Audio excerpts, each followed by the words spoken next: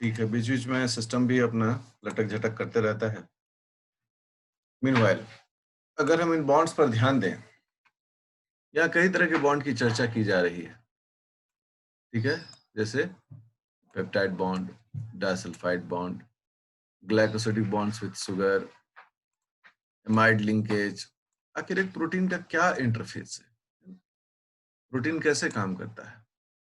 हम लोग कहते हैं कि एक प्रोटीन जो है वो प्रोटीन के साथ इंटरेक्ट कर सकता है, that is called protein protein interaction. ये भी तो केमिकल बॉन्डिंग बेसिस पर होगा। दूसरा कहता है कि प्रोटीन शुगर के साथ जुड़ सकता है, इंटरेक्शंस।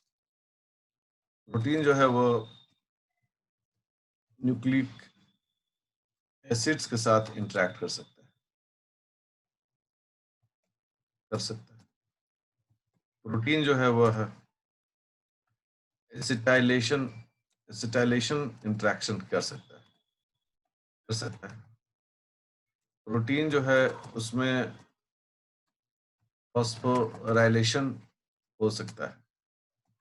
प्रोटीन में सल्फेटेशन हो सकता है, ठीक है। उसके अलावा प्रोटीन का लिपिड के साथ इंटरेक्शन हो सकता है। अगर इन्हीं को हम थोड़ा सा पर्टिकुलर करें, अगर हमें केमिकल बॉन्डिंग का पैटर्न नहीं समझ में आए तो हमारे लिए बहुत चुनौतीपूर्ण होगा कि कैसे इंटरेक्शन होता है, क्योंकि जितने बार इंटरेक्शन होगा उतने बार इसके काम करने के जो स्टाइल है वो बदल जाते हैं। प्रोटीन प्रोटीन इंटरेक्शन हो, शुगर का इंटरेक्शन हो, न्यूक्लिक एसिड का हो, एसिटाइलेशन हो, फॉस्फोराइलेशन हो, सल्फेटेशन हो, प्रोटीन लिपिड इंटरेक्शन हो, और भी कई तरह के इंटरेक्शंस होते हैं प्रोटीन के साथ। तो हमें केमिकल बॉन्डिंग पर विशेष रूप से ध्यान देना चाहिए। बायोफिजिक्स का ये टॉपिक है। बायोफिजिक्स मतलब आज के दौर में देखते हैं लोग कि कैसे केमिकल बॉन्डिंग में बदलाव करके प्रोटीन के काम करने के तरीके को बदला जा सकता है। इसलिए इन सब चीजों को हम लोग पूरी तरह से ध्यान देंगे और पूरी तरीके से कोशिश करेंगे इन सब चीजों को जितनी गहराई के साथ हम सीख और समझ सकें उतना हमारे लिए ये बहुत अच्छा होगा, ठीक है। तो अब जो है सबसे पहले हम लोग बढ़ रहे हैं, ये तो कोवैलेंट इंटरेक्शंस की ओर हो गया। इसके अलावा और भी है नॉन कोवैलेंट इंटरेक्शंस। तो नॉन कोवैलेंट इंटरेक्शंस में क्या क्या है भाई? Hydrogen bonds, wander wall forces, ठीक है। इस तरह के जो वीक इंटरेक्शंस हैं ये भी देखे जाते हैं। इनका क्या महत्व है, इनका क्या सिग्निफिकेंस है, ये किस तरह से प्रोटीन के स्वभाव में बदलाव लाते हैं। इसलिए जब लास्ट केमिकल बॉन्डिंग का जो एंड में हम लोग क्वेश्चन सॉल्व करेंगे प्रीवियस ईयर्स के, आप देखेंगे कितनी गहराई से कितनी बारीकी से सवालों को पूछा जा रहा है। तो अब इसमें जो है सबसे पहला जो हिस्सा होता है केमिकल बॉन्डिंग में वो होता है primary bonding in protein, and that is peptide bonding. Peptide bonding जो है यह प्राइमरी बॉन्डिंग कहलाता है। क्यों कहलाता है? मेरे मन में सवाल आया, मैंने डाला भाई क्यों, वाई? क्योंकि बिना पेप्टाइड बॉन्ड के एक प्रोटीन बन ही नहीं सकता है, ठीक है। तो हम प्रोटीन में अगर बहुत सारे केमिकल बॉन्डिंग को पढ़ना चाहते हैं तो सबसे पहले हमें एक प्रोटीन तो बनाना पड़ेगा। अर्थात कि जो पेप्टाइड बॉन्ड है, peptide bonds are essential for the structural character of a protein। एक प्रोटीन के स्ट्रक्चरल कैरेक्टर के लिए बहुत जरूरी है, इसलिए इसको प्राइमरी बॉन्डिंग कहा जाता है। आप सब लोग पेप्टाइड बॉन्ड पढ़ चुके हैं, कई राउंड आपने पेप्टाइड बॉन्ड का भी अभ्यास किया भी है। इस प्रकार से एक पेप्टाइड बॉन्ड का फॉर्मेशन हम लोग बनाते हैं। ज्यादा इसमें हम माथापच्ची नहीं करेंगे, लेकिन एक बार हम इसको रिवाइज करते हुए निकल जाएंगे, ठीक है ना, पेप्टाइड बॉन्ड के स्वरूप को देखते हुए। ठीक है, आप सबको याद होगा इसी प्रकार से ये कार्बोक्सिलेट का ग्रुप है और यहाँ पर है अमीनो ग्रुप, और ये हो गया दूसरे अल्फा कार्बन का एंड संगम। और हम लोग क्या कहते हैं कि यहाँ पर ये जो स्ट्रक्चर है, ये जो स्ट्रक्चर है, this one is called peptide bond. हम लोग इसको क्या कहते हैं? Peptide bond. और इसे पेप्टाइड बॉन्ड इसलिए कहते हैं क्योंकि ये पेप्टाइड बॉन्ड जो है वह एनहाइड्रिक होता है नेचर में। ठीक है, क्या आपका पेप्टाइड बॉन्ड है, ये एनहाइड्रिक होता है नेचर में। ये इसके बनने के दरमियान में वाटर का लॉस होता है, एक मॉलिक्यूल वाटर जो है वो बाहर टूट कर निकलता है। तो ये जो बेसिक इसका जो स्ट्रक्चर है वो उनको, अब इस पेप्टाइड के बारे में जो काम कर रहे थे लोग, बहुत सारे साइंटिस्ट काम कर रहे थे, जिसमें एक जो कॉन्सेप्ट है, जो शुरुआती कॉन्सेप्ट है, वो 1906 में फिशर ने दिया था इस पेप्टाइड बॉन्ड के बारे में। लेकिन जो सबसे ज्यादा काम इस स्ट्रक्चर पर किया वो थे पॉलिंग एंड कोरी, जिनको नोबेल प्राइज भी मिला था 1930s में। और इन्होंने स्ट्रक्चर का स्टडी करने के बाद उन्होंने कहा कि peptide bond is rigid and उन्होंने स्पष्ट कहा कि पेप्टाइड बॉन्ड जो है वह कठोर है और एक प्लेन में होता है, मतलब एक प्लेन में होता है।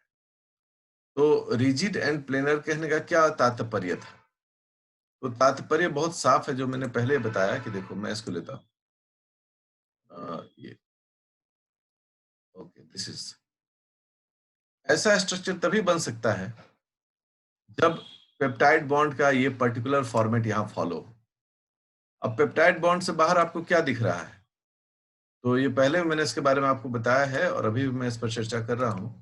पेप्टाइड बॉन्ड्स के जो लीनियर प्लेन है, उससे हम लोग को बाहर दिख रहा है अल्काइल ग्रुप, कार्बोनाइल का OH ग्रुप, अमीनो का हाइड्रोजन ग्रुप, फिर दूसरा अल्फा कार्बन का अल्काइल ग्रुप। और अगर हमको इसमें जोड़ना पड़े तो हम इसे फिर से जोड़ सकते हैं। यहाँ कार्बोनाइल ग्रुप है ना, यहाँ पर N के साथ H ग्रुप, ठीक है, फिर यहाँ पर R3 ग्रुप। इसका मतलब स्पष्ट है कि जो जो फॉर्मेट है पेप्टाइड बॉन्ड का, वह इसी प्रकार का फॉर्मेट। और इसके बाहरी हिस्से में क्या है? इसके बाहरी हिस्से में जो पेरिफेरल साइड है, उसको हम लोग कहते हैं कि वहां पर अल्काइल ग्रुप या हाइड्रोजन, अमीनो ग्रुप का हाइड्रोजन या ऑक्सीजन है।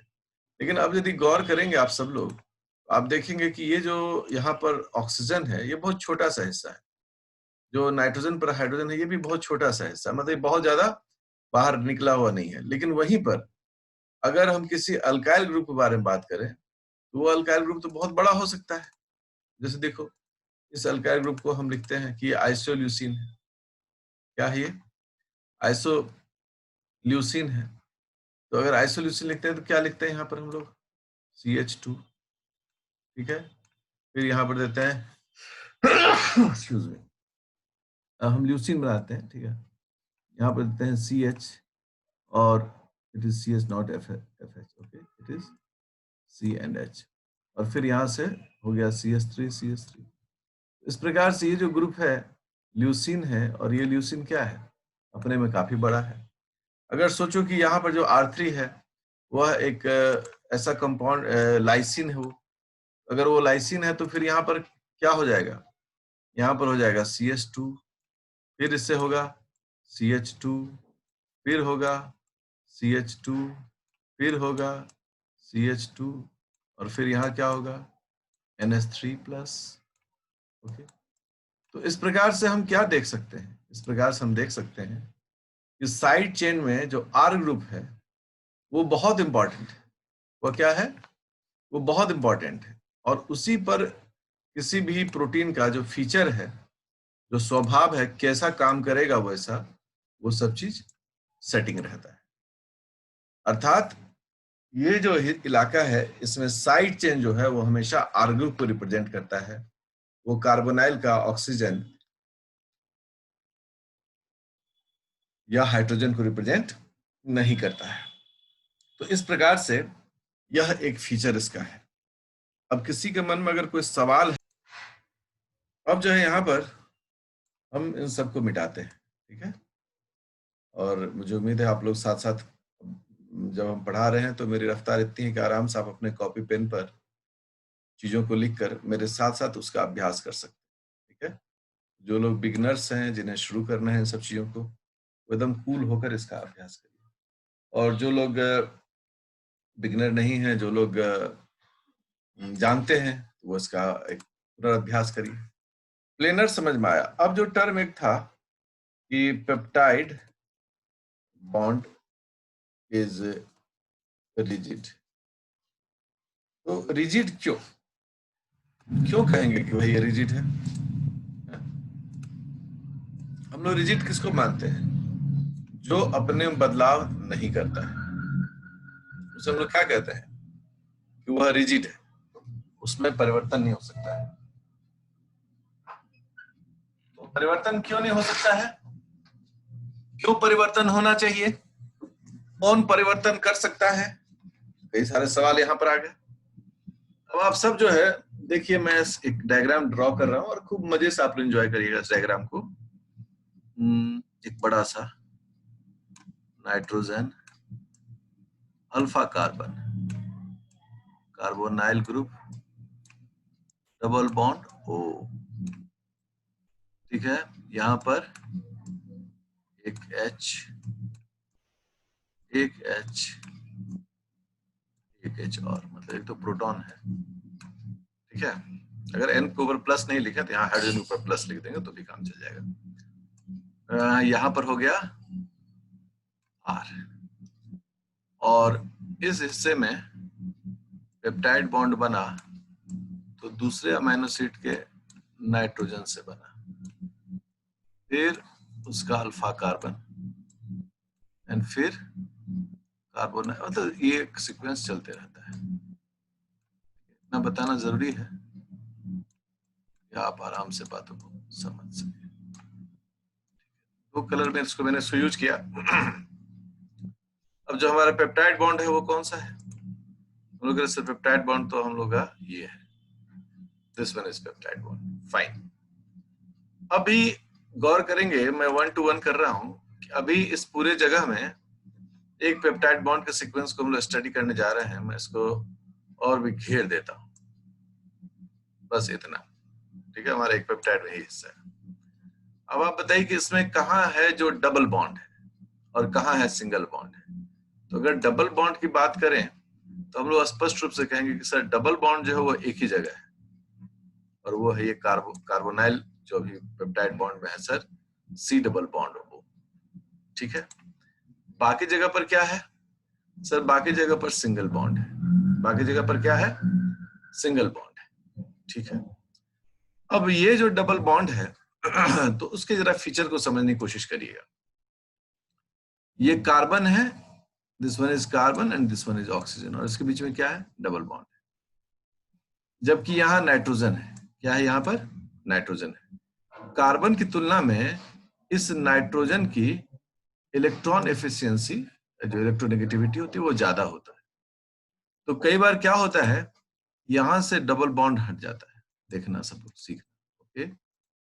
यहां से डबल बॉन्ड हट गया, और ये पार्शियल डबल बॉन्ड जो है, पार्शियल डबल बॉन्ड में, अब याद है मैंने क्या कौन सा शब्द यूज कर रहा हूं मैं? Partial double bond. वो किसके बीच में डेवलप हो जाता है? C और N के बीच में। देखिए इसको डैश डैश से हमने दिखाया है, और यहां पर क्या आ जाता है? एक नेगेटिव चार्ज आ जाता है। ये फ्लेक्सिबल है। ये क्या है? फ्लेक्सिबल है। ये इधर से इधर भी आ सकता है और इधर से इधर भी जा सकता है।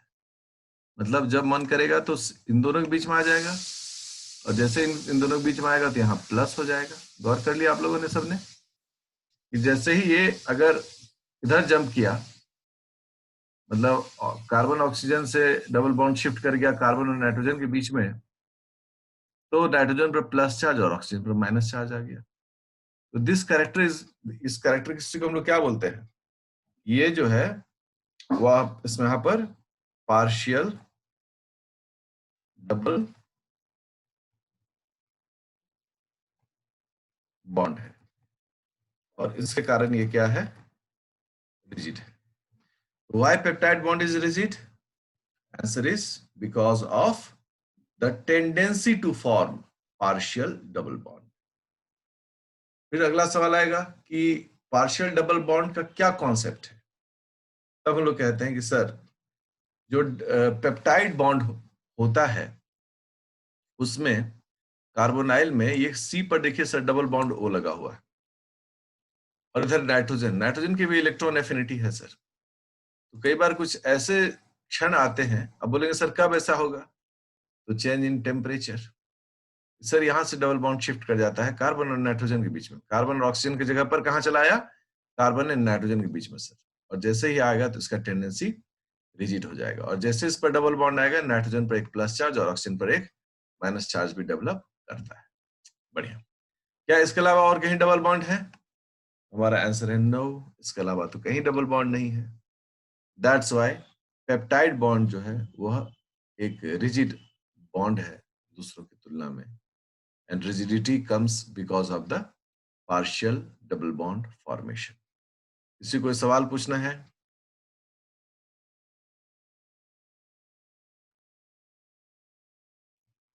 चलिए आगे हम बढ़े।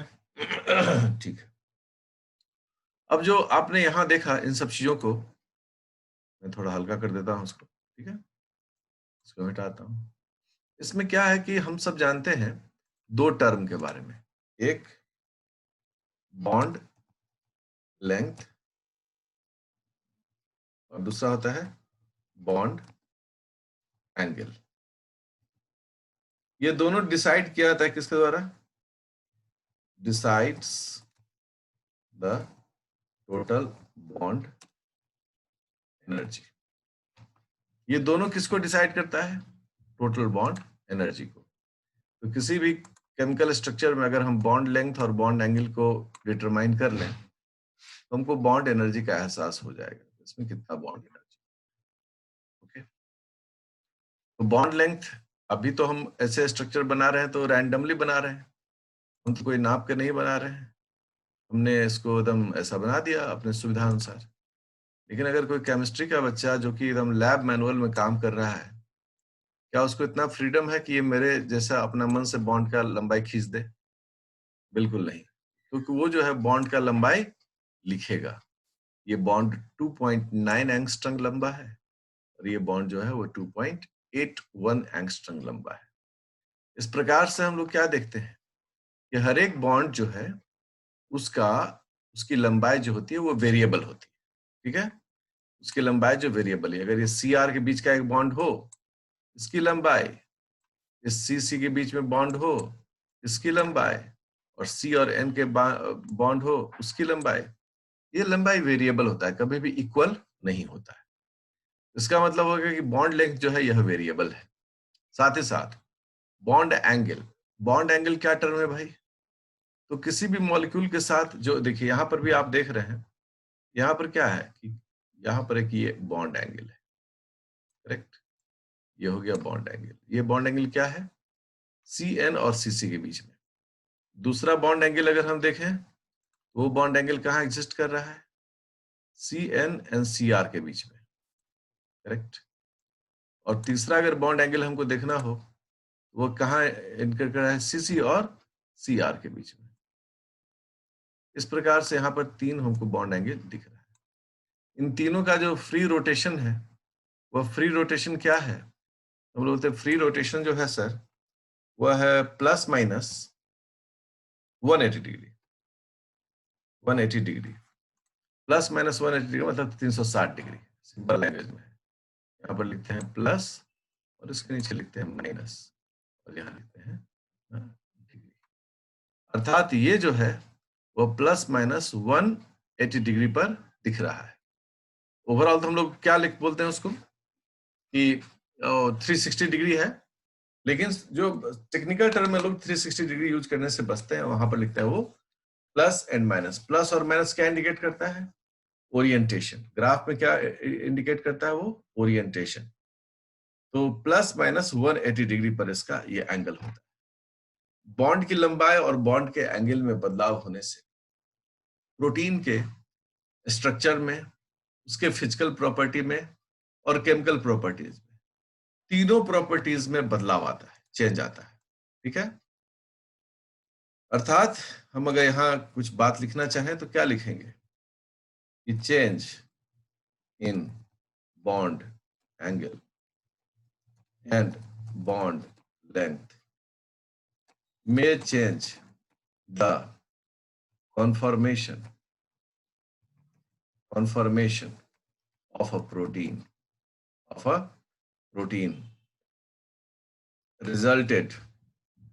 results into the change in physical and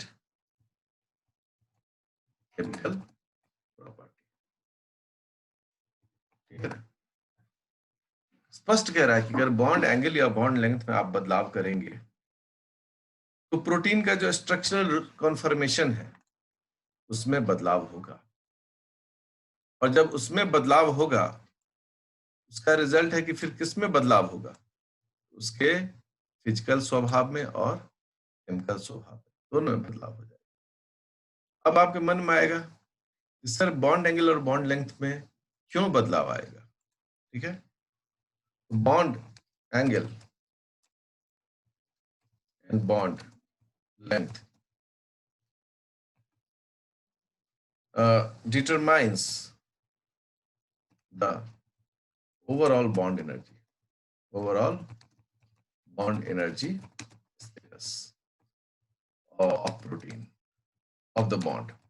bond का कितना एनर्जी है वह इस बॉन्ड लेंथ और बॉन्ड एंगल से हम डिटरमाइन कर सकते हैं। ठीक है? दे कैन बी ऑल्टर्ड, इनको हम ऑल्टर कर सकते हैं बाय किस कारण से? Temperature, by pH and other affecting parameters। Correct? सबसे ज्यादा तो टेम्परेचर ही हम देखते हैं, टेम्परेचर में बदलाव हो जाए तो इन सब चीजों में बदलाव हो जाता है। अब टेम्परेचर में जब बदलाव की बात आती है ना, कि पहला जो है वो है ऑप्टिमम टेम्परेचर। सब चीज बताएंगे कैसे मेल्टिंग होता है, क्या होता है। बट ऑप्टिमम टेम्परेचर पर usually proteins are found in native conformation. Native conformation का मतलब क्या हो गया? उसका नेचुरल स्टेट है, नेचुरल स्टेट है वो। इस पर वो क्या करेगा? अपने प्राकृतिक स्वरूप में रहेगा और जो भी काम है करना है। ठीक है? और दूसरा क्या करता है? At fluctuating temperature. Fluctuating temperature क्या होता है कि जो नेटिव कॉन्फॉर्मेशन है वह चेंज हो जाता है, और ये जो है हम कह सकते हैं कि ऑल्टर्ड